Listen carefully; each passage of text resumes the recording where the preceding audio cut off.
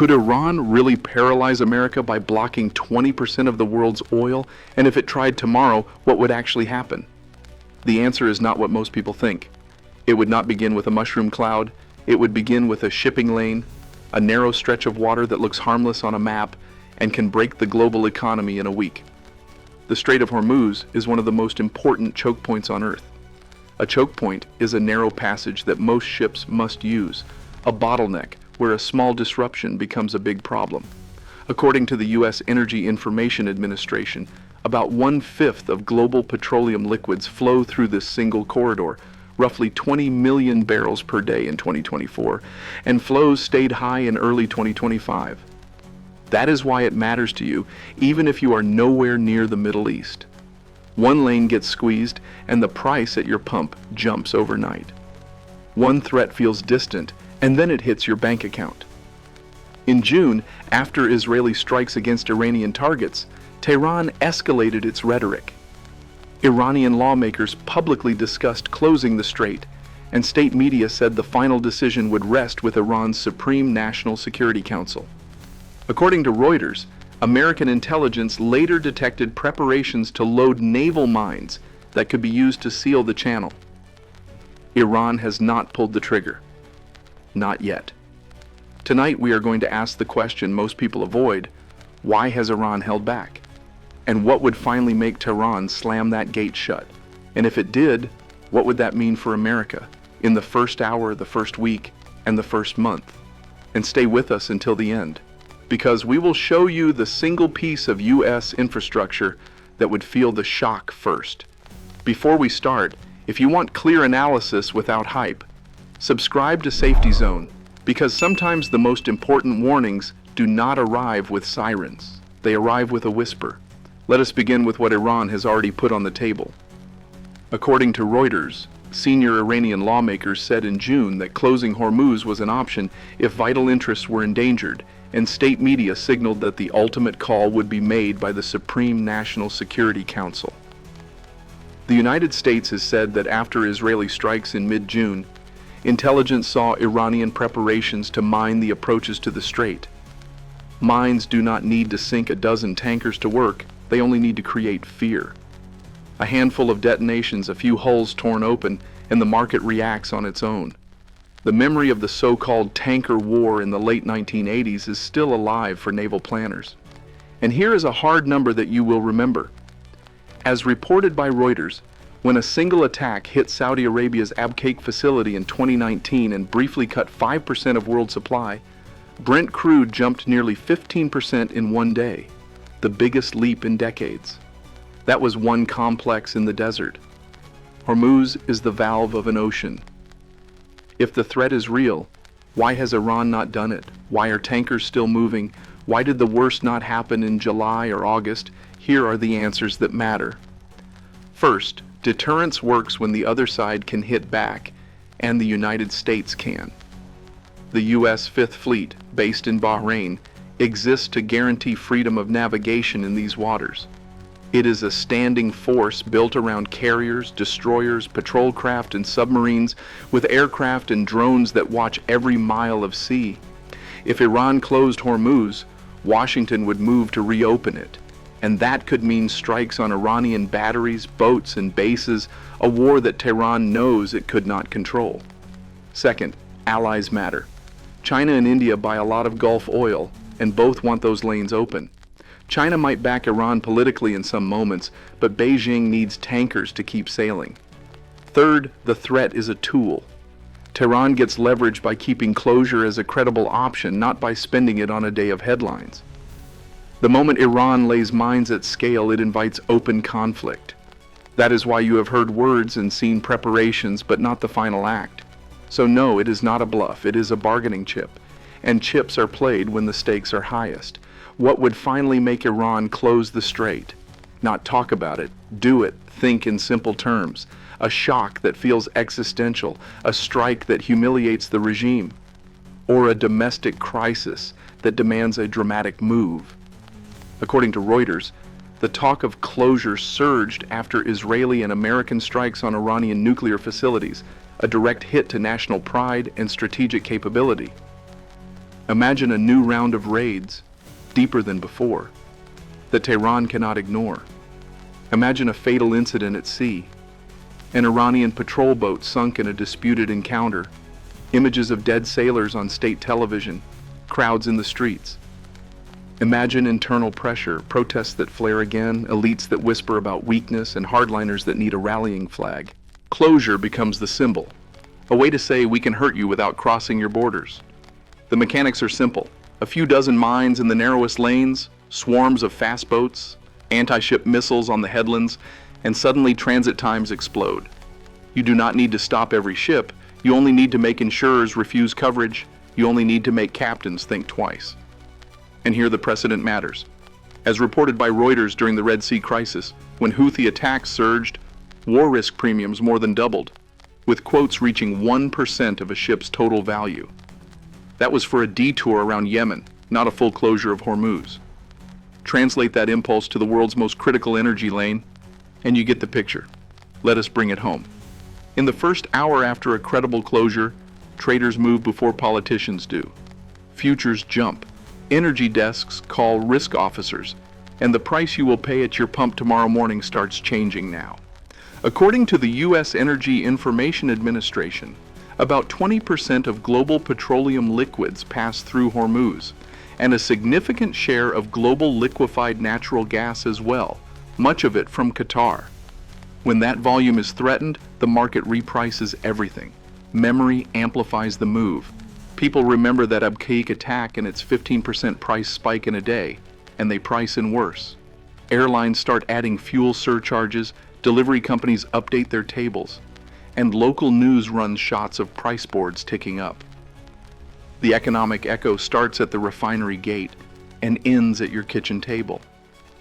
If you doubt that, think back to any sudden oil shock in your lifetime. It always felt faster than experts promised. It always felt closer than it looked on a map. By day 3, the shock broadens. Gasoline is higher, flights are pricier, and companies that live on thin margins begin to trim services. Grocery chains start to raise delivery fees. Small manufacturers slow production because shipping their product costs more than last week.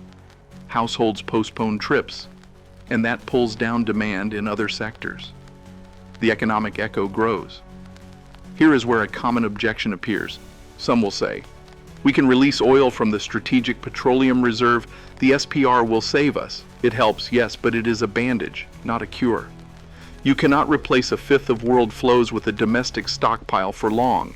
And SPR releases do not move liquefied natural gas markets that feed power plants and winter heating. Others will say, tankers can go around, ships will find another way, not here.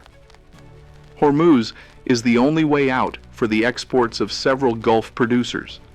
Detours help in the Red Sea. Detours do not exist in a narrow channel between Iran and Oman. By the end of the first week, American households begin to feel it beyond the pump. A family that drives daily to work and school now spends an extra $50 to $100 per week on fuel. Trucking companies adjust contracts and pass costs on to retailers. A small business owner, maybe a diner or a hardware store, sees fewer customers because people cut discretionary spending. Even local governments feel it, because every school bus, every fire truck, every garbage truck needs diesel. By day 7, the conversation shifts from annoyance to alarm. News shows talk about the Hormuz crisis. Politicians start pointing fingers. The economic echo is no longer a chart. It is the rhythm of your week. By the second week, the Pentagon is running options 24 hours a day. The Fifth Fleet has already moved assets to escort critical vessels and to clear lanes. NATO capitals are on constant calls, because even if this is not a NATO mission, the shock hits Europe hard. Central banks are watching inflation expectations, and bond traders are testing the resolve of politicians. Airlines cut frequencies on marginal routes. Truckers pay more at the pump and raise rates. Schools and hospitals feel the squeeze because every supply truck pays more for fuel. This is the chokepoint shock, pressure from a single spot that moves through everything you touch. Some will say, shale will save us. American producers will ramp up. They will, But new supply does not appear in a week, and the price damage hits first. Others will say, renewables will offset, they help, but jets do not fly on wind. And here is another uncomfortable truth. The longer the closure lasts, the greater the temptation for cyber operations against energy firms, pipelines, and ports. If you want to slow a response, you attack the tools that enable it. By the end of the second week, the shock is no longer just economic, it is political. Congressional hearings begin. Lawmakers argue about whether to expand the SPR release, whether to authorize more military funds, whether to coordinate sanctions on Iran with allies. President Trump faces a divided audience. Some Americans rally behind decisive action, others demand restraint to avoid another endless war. Media cycles amplify the tension. Poll numbers move. The economic echo becomes the political echo. And that is when escalation risk grows fastest, because leaders under pressure sometimes choose the hardest option to look strong. This is where deterrence and escalation collide. The U.S. Navy does not need to occupy a country to reopen a sea lane. It needs to sweep mines, protect convoys, and suppress launch sites. But none of that is easy on a coastline built for ambush. The headlands around Hormuz give Iran positions for anti-ship missiles and artillery, and its fast boats can swarm like hornets. The Fifth Fleet has trained for this for decades, pairing manned ships with drones that extend eyes and reaction time. According to the Navy, the Fifth Fleet has integrated a range of unmanned platforms with its surface forces as part of a layered defense concept. The first days of a clearance operation could be messy: limited strikes on coastal batteries, fast boat engagements, mines swept at night under the rotor wash of helicopters. The risk is not that the United States cannot do it. The risk is that a single mistake, a single missile that gets through, turns a hard job into a political earthquake. The fog of escalation is not poetry, it is friction you cannot predict. We have painted a grim picture, so let us anticipate the rational objection.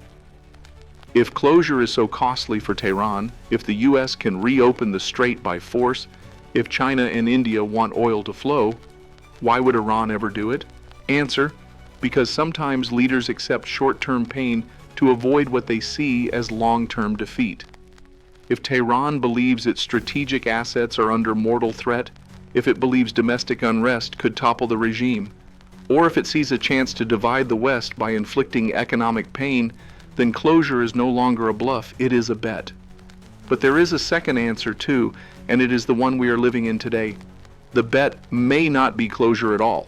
It may be a shadow game, a mix of harassment, cyber attacks, harassment of tankers, and pressure that keeps prices high without a formal blockade. Insurance math shows how this works. As Reuters reported in the Red Sea, war risk premiums spiked with only a handful of attacks. You do not need to block the door to slow a crowd. You stand near the exit and make everyone nervous. So what could the United States do before the worst happens? 3 ideas are simple and do not require a single shot. First, prepare the public with honest messaging. If you explain that a closure would spike prices and that reopening the lane could take days or weeks, panic buying may slow. Panic is a force multiplier you do not want. Second, pre-position mine countermeasure assets and escorts so that convoys can roll fast if needed.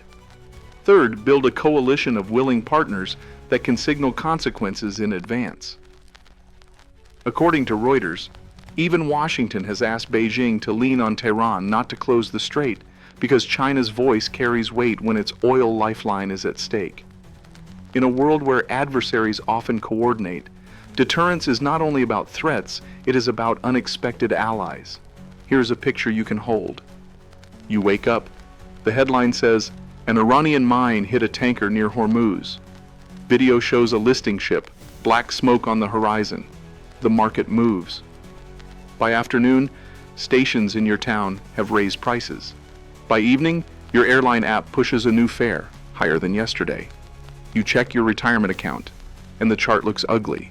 You turn on the news, and the crawl says a destroyer has been tasked to escort a convoy. This is not fear-mongering. This is how oil shocks travel. The economic echo moves faster than missiles. Then the second day comes, and you hear that the government is considering a release from the Strategic Petroleum Reserve. People argue that it will fix the problem.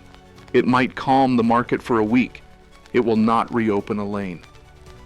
The third day comes and a second ship is hit, not sunk, just damaged. Insurers say, we need more money to cover that route. Cargo that was going to leave is held at port. This is the silent squeeze. Not one dramatic blow, but many small hands tightening the same rope. Let us be fair and list the reasons why some will shrug at this. First, Iran has threatened before and never followed through. True, it may do so again, threaten and stop. But that is not a reason to ignore the risk. It is a reason to ask, what would finally change the equation? Second, America is energy rich. True, but oil is a global commodity, and your price rises when global supply falls, even if you pump more at home. Third, fleets can reopen lanes. Also true, but time matters. Clearing mines is slow, and every day of uncertainty costs money and confidence. Fourth, there are alternative routes. True in many parts of the world, not here. Hormuz is a gate for Gulf exports. Fifth, markets overreact and then normalize. They do. But your mortgage payment does not wait for normalization. Your business cash flow does not pause while Brent corrects. Objections can be valid. They do not erase the reality of a choke point. A closure or a sustained harassment campaign would not hurt America alone. Europe scrambles for alternatives. Asia pays more for gas to keep the lights on. Developing countries face shortages they cannot afford. Stocks slide, then surge, then slide again. Politicians scramble for answers, talk of price caps returns, talk of windfall taxes returns, talk of rationing returns. This is the domino effect of deterrence. Every move in the Gulf is read in Moscow and in Beijing. If Washington looks distracted or divided, other tests may follow in other theaters. If Washington looks decisive, other gambles may pause. This is why a narrow lane of water can set the tone for a season of geopolitics. It is not only about oil, it is about rhythm and resolve. Behind the charts, people. Seafarers who sail through tense waters. Crews who know that a wrong signal can get them boarded. Pilots and sailors who do long watches on hot decks while the world argues about policy. Families who cancel a trip because the tickets jumped. A small business that delays a delivery because diesel went up. A school district that pays more to run buses. A hospital that pays more to keep generators ready. When analysts say 20% of global oil, they sound like they are talking about barrels. They are talking about your life. The more you understand the link between a map and a checkout screen, the less surprised you will be when the numbers move. What would stop the spiral before it starts? Clarity. Clear private red lines communicated to Tehran and to its partners. Clear public plans for emergency energy coordination among allies. Clear timelines for mine countermeasure deployments that are ready to go, not written in a memo. According to Crisis Group, the shipping community coordinates closely with the U.S. Navy in the region through guidance cells designed to keep information flowing. That coordination is a bridge between naval power and civilian trade. It must be strong before the storm, not during it. Clarity does not guarantee peace. It lowers the odds of panic. We began with a hard question. Could Iran paralyze America by blocking 20% of global oil? The honest answer is this. Paralysis is the wrong word, but shock is the right one. An attempt to close Hormuz would not freeze the United States. It would jolt it. Prices would jump, markets would shake, and the Navy would move. The shock would travel fast, faster than most people expect, because global energy is a network, and networks amplify pain. The deeper question is not whether Iran can. The deeper question is why Iran has not, and what would finally make Tehran cross that line. And here is where the story becomes bigger than oil. According to the U.S. Energy Information Administration, 1/5 of the world's petroleum crosses that gate. According to Reuters, Iran floated closure and made preparations after the June strikes, but did not act. According to Reuters on the Red Sea, insurance alone can slow ships when fear climbs. Piece those facts together and you get a pattern. The threat is most powerful just before it is used. The leverage is highest the day before a mine hits steel. So ask yourself, what would push Tehran from leverage to action, a blow it cannot ignore, a crisis at home, or a bet that the West will blink? If your answer is any of these, then you already understand the risk. And here is the bigger reflection. The United States does not live in isolation. A narrow lane between Iran and Oman can raise the price of your morning commute. It can change the tone of Wall Street. It can reshape debates in Congress. That is the paradox of power in the 21st century. Distance does not mean safety. First comes the shock, then comes the silence. And in that silence, hesitation grows. That hesitation is the true danger. So the challenge for America is not only military, it is mental. To see the choke point shock before it arrives. To understand the economic echo before it spreads. To respect the fog of escalation before it blinds. Prepared nations do not eliminate risk. They shorten the silence. They turn hesitation into decision. That is how you stop a ripple before it becomes a wave. Do you think America could survive a choke point shock without going to war? If this helped you see past the headline, subscribe to Safety Zone, leave a like, and tell us in the comments which signal you would watch first: prices at the pump, airline fees, alerts from the Navy, or news about mines and insurance. Your reports are data points. They help us track the silent squeeze in real time.